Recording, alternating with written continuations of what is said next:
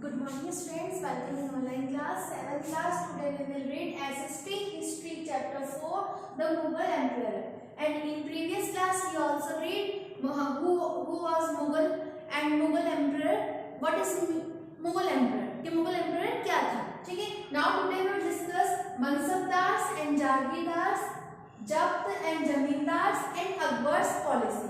Let us discuss Mansabdar and Jagirdars. कि इन previous class we had also read कि मुगल्स जो थे वो अपने मदर साइड से एंड फादर साइड से दोनों ही उनमें उनके उस डायनेस्टीज के उनमें गुण थे. तो मदर साइड तो मंगोल थी and father Timur. Now let us discuss as the emperor expanded to the encompass different regions, the Mughal recruited diverse bodies of the people. कि मुगल एम्परर ने या मुगल साम्राज्य ने अपने सभी लोगों तक अपनी डायनेस्टी को फैलाने का कार्य स्टार्ट किया. Mughals from a small nucleus Turkish noble Turkish they expanded to include Iranis, Indians, Muslims, Afghans, Rajputs, Marathas and other groups. कि मराठास, राजपूत ग्रुप्स और ईरान इंडियन लोग ये सभी उनमें क्या थे कि नोबल्स दे एक्सपेंडेड कि वो चाहते थे कि हम अपने साम्राज्य को आगे की तरफ और फैलाएं. Those who joined Mughal service were the enrolled as Mansabdar. और इन सब लोगों ने मुगल जो एम्परर की जो सर्विसेज सेवाएं थी उनको शुरू कर दिया, उनको लेना शुरू कर दिया. The term Mansabdar refers to the individual who holds mansab, meaning the positions of rank. कि मनसब का जो मीन था कि वो पोजीशंस ऑफ रैंक कि उसके स्तर में उनकी पोजीशंस जांचना कि किस स्तर पर वो हैं. It was the grading system used by Mughals to fix. कि वो मुगल जो थे वो ग्रेडिंग सिस्टम पे जैसे कि आपके एग्जाम में आपके रिपोर्ट कार्ड में A+, B+, C, D ऐसे ग्रेड होती हैं, तो वैसे भी मंगोल से जो थे ये मुगल्स ये ग्रेडिंग सिस्टम पे बिलीव करते थे. तो first is rank, second is salary and third is military responsibilities. कि उनमें जो ग्रेडिंग सिस्टम था कि फर्स्ट रैंक होनी चाहिए, सेकंड सैलरी, थर्ड उनकी मिलिट्री रेस्पॉन्सिबिलिटीज क्या थी. Rank and salary were determined by the numerical value called जद. कि जो रैंक और जो सैलरी थी वह डिटरमाइंड वो उनको प्रदर्शित करते थे बाय अ न्यूमरिकल वैल्यू कि अलग अलग न्यूमरिकल वैल्यू जो उनकी जांचने की जो उच्चता की स्तर था उसको उन्होंने जद कहा. The higher the judge, the more prestigious was the noble's positions in court and larger his salary. कि जो हायर पोजीशंस पे था तो वो उस कोर्ट में उसका जो लेवल था वो बहुत हाई था, उसकी सैलरी भी बहुत ज्यादा हाई थी और वो उन्हीं राजाओं के कोर्ट में भी रहा करता था. The Mansabdar military responsibilities required him to maintain a specified number of savar और cavalrymen. कि जो मनसबदार जो उसकी सैन्य रेस्पॉन्सिबिलिटीज जो थी उनकी मिलिट्री रेस्पॉन्सिबिलिटी थी रिक्वायर्ड हिम टू मेंटेन. उसके लिए उसको ये आवश्यकता थी कि उन सभी को वो सही बैलेंस बनाकर वो उनको पूरा करे. The mansabdar brought a cavalryman for review, got a registered their horses branded and then received money to pay them as salary. और वो उस कैवलरीमैन से मतलब उनसे सारा रिकॉर्ड रखते थे कि उनके जो घोड़े हैं वो अच्छी किस्म के हैं या फिर जो उनको रजिस्टर के उनके नेम्स को रजिस्टर करना, मतलब सभी जो काम थे जो मिलिट्री से रिलेटेड थे वो सभी उनको करने होते थे. उसके बदले में उनको सैलरी दी जाती थी. Mansabdar received their salaries and revenue assessment called the jagirs which were somewhat like the iqtas. कि जो इन सभी का जो रिकॉर्ड रखते थे जैसे कि जागीरदार जो होते थे, जागीर जिनको कहा जाता था, और उनका अदर नेम क्या था, इक्तास.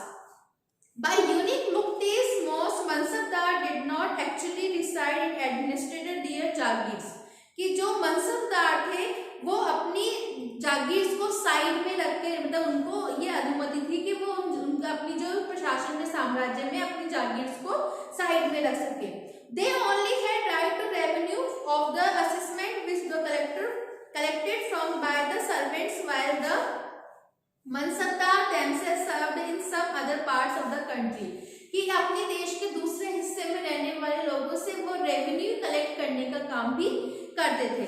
इन अकबर रीजन, अकबर के क्षेत्र में this jagirs was carefully assessed though their revenue was रफली enough to salary to the mansabdar, कि मनसबदार की सैलरी के अकॉर्डिंग ही वहां पे रेवेन्यू को कलेक्ट करने का काम किया जाता था. नाउ नेक्स्ट टॉपिक इज जब्त एंड जमींदार. जब्त एंड जमींदार कि the main sources of income available in Mughal rulers was tax on the produce and the peasantry, कि वहाँ पे कृषि कार्य से या जो भी वहाँ पेसेंट्री या जो भी वहाँ पे काम होते थे उन सब से रेवेन्यू कलेक्ट करने का काम मुगल एम्पायर के साम्राज्य में सबसे महत्वपूर्ण सोर्सेस था. कि जो main sources of the income, कि वहाँ के इनकम का जो मेन सोर्सेस था वो collect the revenue. In most places, peasants paid tax, so the ruler elects, that is headman of the local chieftains. The Mughals used one term zamindar to describe all intermediaries, whatever they were, local headmen of the village or powerful chiefmen. कि उस village के जो headman जो जिसके जैसे कि मुखिया वगैरह होते थे तो उनसे वो रिकॉर्ड रखते थे और उनसे ही वो पूरे गांव के लोगों से कलेक्ट करने का काम भी करते थे. अकबर्स रेवेन्यू मिनिस्टर्स, अकबर के पास रेवेन्यू मिनिस्टर्स भी थे. Todarmal carried out a carefully survey of the crops, yield, prices and the areas cultivated for a 10-year period.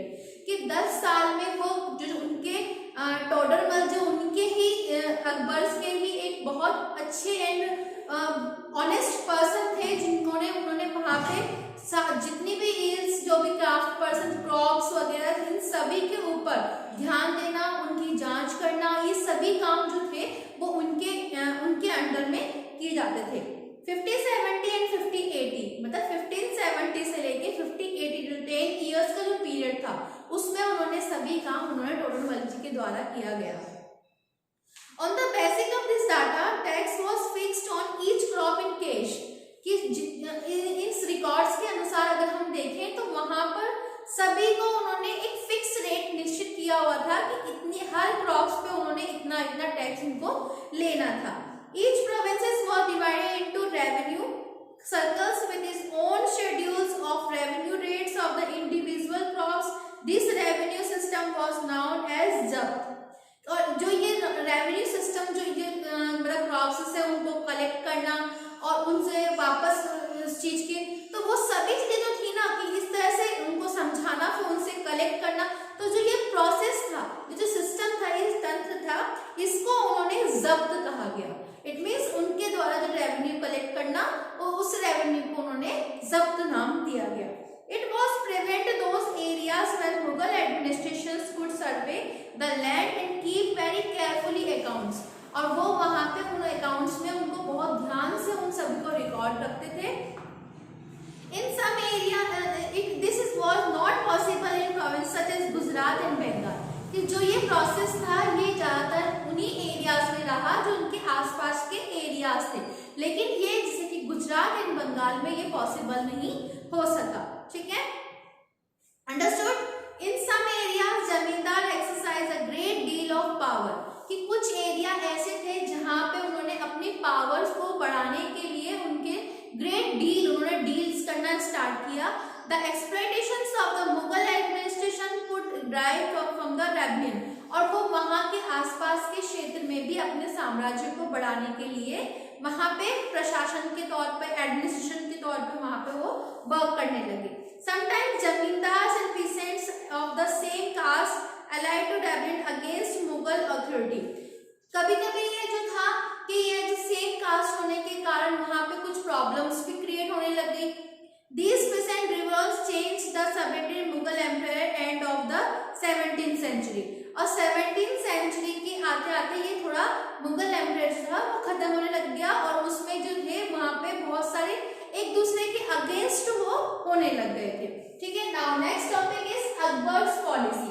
कि अकबर्स की पॉलिसी क्या थी, कि वो अपनी पॉलिसी से किस तरह से अपने वहां के लोगों में वो काम करवा The broad feature of administration were laid down by Akbar and elaborately discussed by Abul Fazl in his book The Akbarnama. In particular, it is a last volume in the Ain-e-Akbari. आईन-ए-अकबरी जो कि अबुल फजल की एक Akbarnama books में हमें इसके बारे में देखने को या पढ़ने को मिलता है कि किस तरह से मुगल एम्पायर शुरू हुआ और फिर उसका एंड कैसे हुआ। अबुल फजल explained that the empire was divided into provinces called subas and governed by subadar who carried out both political and military functions। कि अबुल फजल ने एक्सप्लेन उन्होंने बताया है कि द एम्पायर वाज कि एम्पायर को हमने डिवाइड किया है सुबास एंड गवर्न बाय सूबेदार कि सुबास और उसके द्वारा राज्य करने वाले सूबेदार जो कि who carried out both political and military function कि जो वो पॉलिटिकल राजनीतिक एंड मिलिट्री फंक्शंस सैन्य जितनी भी थी मिलिट्री एरियाज में थे उन सभी के ऊपर कंट्रोल करने का काम करते थे। Each provinces also had a financially officers and और दीवान कि हर प्रोविंसेस में एक दीवान होता है, एक व्यक्ति होता है जो क्योंकि हर वर्क को करने के लिए आपके सब्जेक्ट वाइज टीचर अलग होते हैं तो उसी अकॉर्डिंग वहां पे हम हर कार्य को करने के लिए अलग अलग दीवान को नियुक्त किया जाता था।